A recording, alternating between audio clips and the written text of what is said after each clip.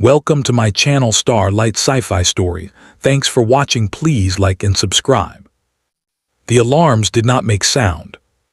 On Helix Gate, the most advanced diplomatic station in known space, danger did not scream. It glowed. Long red light strips along the curved ceilings shifted from soft white to deep crimson. Corridor panels pulsed slowly, like the station itself had developed a heartbeat. Doors sealed. Transit lifts froze between levels. Armed security drones detached from ceiling docks and floated into the air, lenses bright and searching. Across dozens of languages, one alert moved through the internal network. Locate the human. Not a name. Not an ID number.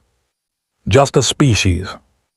In the central security hub, officers from 5 different civilizations stared at a rotating hologram of the station. Section 7 Maintenance Corridor, one of them said. Last confirmed signal. Why is he not contained yet? Another demanded, mandibles clicking in agitation. He is unarmed, a third officer said, confused. No hostile actions recorded. Silence fell. Then the oldest being in the room, a tall silver-skinned delegate with eyes like liquid metal, spoke quietly. That is why we are afraid. 12 hours earlier, Jonah Vale was invisible. Not in a mysterious way, not in a tragic way, just practically. He wore a gray maintenance uniform with faded shoulder patches. His boots were always a little dusty from crawling through vents. His hands carried small scars from hot panels and sharp metal edges. On Helix Gate, humans like Jonah existed in the background of everything important. They fixed broken things. They cleaned messes. They worked in places others found uncomfortable. Helix Gate orbited a dim white star at the crossroads of 6 major trade routes. It was neutral territory. No fleets, no wars, only politics, trade, and fragile peace. Every cycle, ships arrived carrying beings of impossible shapes and colors. Floating gas entities in containment fields. Crystal-bodied diplomats who chimed when they spoke. Massive armored delegates who required reinforced flooring. And humans. Humans mostly carried toolkits. Jonah's shift that day began the same as always. He checked the maintenance board outside sublevel C. Air scrubber fault, Sector 12. Gravity plate instability, dock ring 4. Translation node lag, diplomatic wing. He sighed when he saw the last one. Of course, he muttered, right next to the important people. The place where humans did belong. The diplomatic wing was quiet in a tense way. Walls were polished mirror metal. Lights were soft and indirect. Even the air smelled different, filtered and balanced for a dozen species at once. Jonah walked past towering alien guards who didn't even look at him. His ID badge granted him access to maintenance corridors, not meeting rooms. He liked it that way. Important places meant important trouble. Helix Gate was hosting something rare, a galactic unity vote. For months, representatives from major civilizations had debated one question. Should smaller species be granted equal rights in territory claims, trade agreements, and political representation? Or remain associate civilizations? Associate was a polite word. It meant second class. Humans were associates. Jonah knew better than to think this vote would change his life. Politics moved slowly. Humans moved carefully. He reached the translation node panel outside Council Chamber 3 and opened it. Inside, glowing circuits pulsed in layered rings. Just a loose relay, he said to himself. Then he heard voices. The conversation he was not meant to hear. Through the thin wall behind the panel came distorted but clear speech. His translator implant picked it up automatically. Delay the vote, one voice said, smooth, confident. That will raise suspicion, another replied. Not if there is a systems failure, something dramatic, something that can be blamed on unreliable infrastructure. A pause. Or unreliable species, the first voice added. Jonah froze.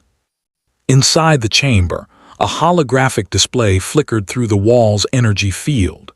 He saw the silhouette of a tall, elegant alien he recognized from news feeds, Delegate Vorex of the Thalny Combine, a powerful voice in the council. They already think humans lack discipline, Vorex continued. A malfunction traced to their maintenance sectors will be believable. Jonah's stomach tightened. They will not suspect deliberate sabotage.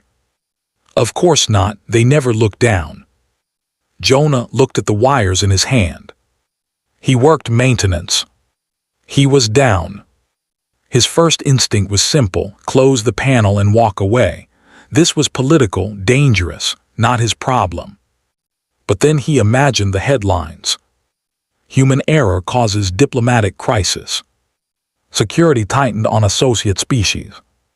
Things would get harder for all humans everywhere. He swallowed and quietly activated his toolkit's diagnostic recorder. It was meant for documenting repair issues. He rerouted the node's passive audio feed into his device. Not to blackmail. Not to expose. Just to have proof that humans were not the cause. He didn't know who he would give it to. He just knew someone should hear it. A small human choice. The meeting ended, footsteps faded. Jonah finished the repair with shaking hands. As he sealed the panel, his reflection stared back at him in the polished wall. Average height, brown eyes, a face no one remembered. "What are you doing, Jonah?" he whispered. He didn't have an answer. When everything started breaking. Hours later, Jonah was replacing a flickering light strip outside the Grand Council Hall. Delegates were inside preparing final statements before the vote. His wrist display buzzed. Power flux DETSCTD, central relay. He frowned. That relay controlled energy flow to half the diplomatic wing. Then the lights dimmed. Not fully, just enough to make shadows stretch. Across the corridor, two alien aides looked up in confusion. Jonah checked the readings again. A cascading overload was building, jumping from relay to relay like falling dominoes. His mind raced. That conversation. Unreliable infrastructure. This was it. If the system failed now, during peak diplomatic session, it would look like massive negligence. He opened his comm. "Maintenance tech veil to central systems," he said. "I'm reading a relay cascade near Council Hall. Confirm." Static answered. The station network lagged, exactly like a deliberate disruption. He didn't wait. Jonah pried open the nearest floor panel and dropped into the service crawlspace below. The crawl toward disaster. The space was narrow and hot. Cables hummed inches from his face. Energy levels were rising fast. On his display, red lines spread through the station schematic. If the overload hit the primary node, life support in multiple sectors could flicker. Not fatal, but terrifying. Panic at a political summit could destroy months of peace talks. Jonah crawled faster. He reached Relay Junction 4 and opened the casing. The stabilizer coils had been forced into a feedback loop, not random, precise. Someone really did this, he breathed. He began manual recalibration, fingers moving on instinct. He had trained for years to fix things no one else wanted to understand. Sweat dripped into his eyes. Energy spikes surged through the panel. One wrong move could arc through the metal and stop his heart. Above him in the Grand Council Hall, status displays lit up. Manual override DETSCTD. Source, maintenance access human. Delegate stopped mid-speech. A human is inside the relay system, one demanded. Unauthorized interference, another shouted. Security scrambled. The human in the wires. Jonah gritted his teeth as sparks snapped inches from his gloves. Come on, he muttered. He bypassed the corrupted loop and rerouted load through an auxiliary channel normally used only during construction phases decades ago. A risky move, but humans were good at using old things in new ways. The red lines on his display slowed, then stopped. Power levels stabilized. Lights in the corridor above returned to full brightness. Inside the council hall, the hum of systems returned to normal. Crisis avoided. Jonah leaned back in the crawlspace, chest heaving. He laughed once, breathless. Okay, he said softly. Good, done, back to being invisible. Then heavy impacts echoed above. Boots, metal, weapons locking into ready positions. The floor panel above him was ripped open. Alien security officers stared down at him. Step away from the relay, human, one ordered. Jonah blinked up at them. I just stopped the overload, he said. You're welcome. Energy cuffs snapped around his wrists. You accessed restricted political systems, the officer said. You will come with us. As they pulled him out, Jonah looked down the corridor toward the glowing doors of the Grand Council Hall. He had saved the station.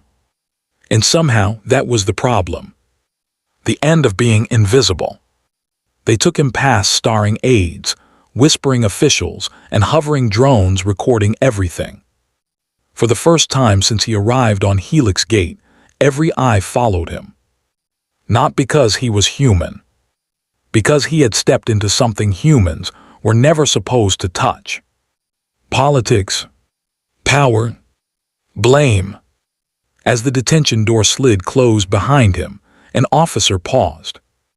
You involved yourself in matters far above your species, she said. Jonah sat on the bench, wrists still bound, heart still racing. Yeah, he replied quietly. I guess I did. Far above, in secure chambers, leaders began asking a question none of them had considered before. Why did a human risk his life to save a vote that would barely benefit him?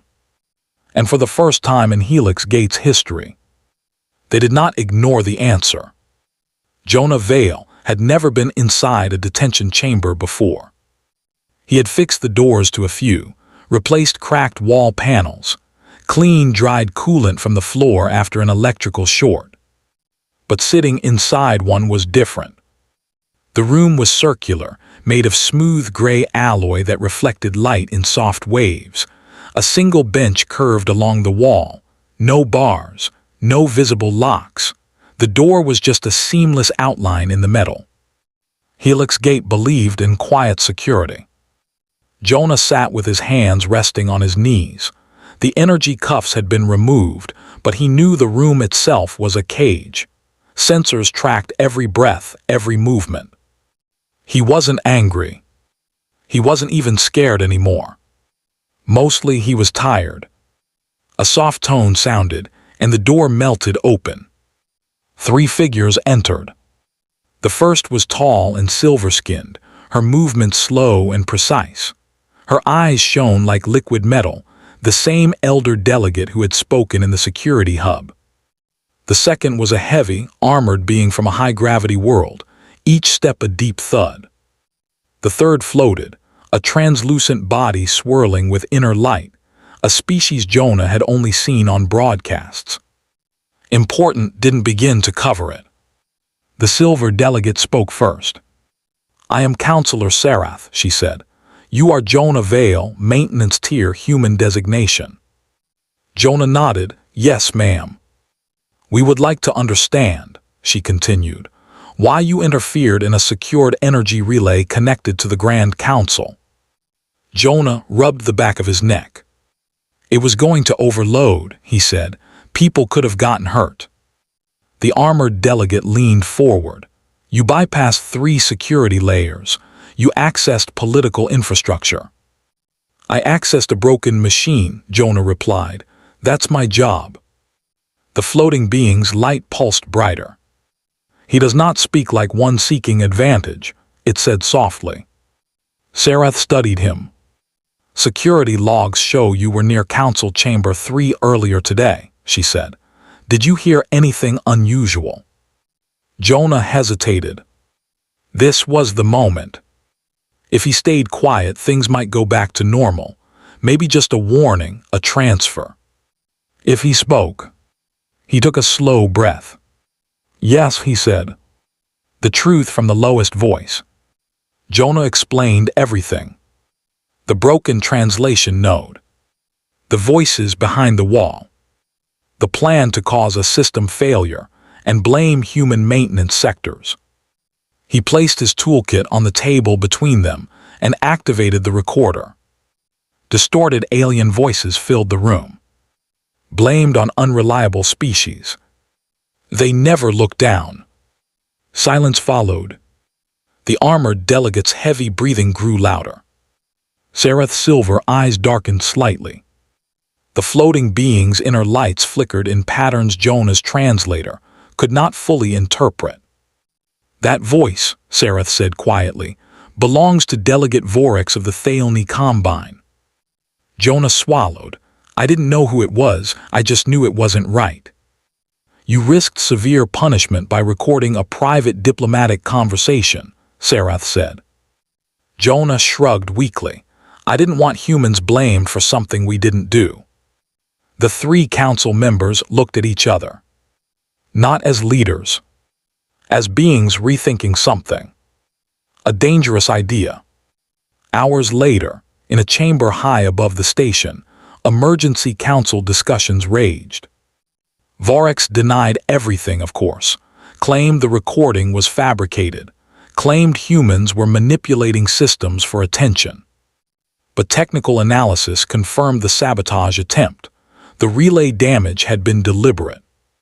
Now the council faced a crisis bigger than the vote itself. If word spread that a major delegate tried to rig the outcome, trust between civilizations could collapse. And the only reason disaster had been avoided was a human maintenance worker. He cannot simply disappear, Sareth said. That would confirm corruption, the floating being added. The armored delegate gave a low rumble. Then we do the unthinkable. Sareth turned to him. You suggest.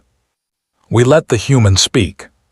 The smallest figure in the largest room.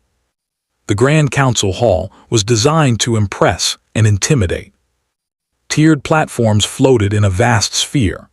Each held a delegate surrounded by displays, translators, and species-specific life support fields. At the center hovered a column of light showing live star maps and political boundaries. Jonah stood on a small circular platform that had clearly not been part of the original design. His borrowed formal jacket didn't quite fit. His hands felt too big, his boots too loud.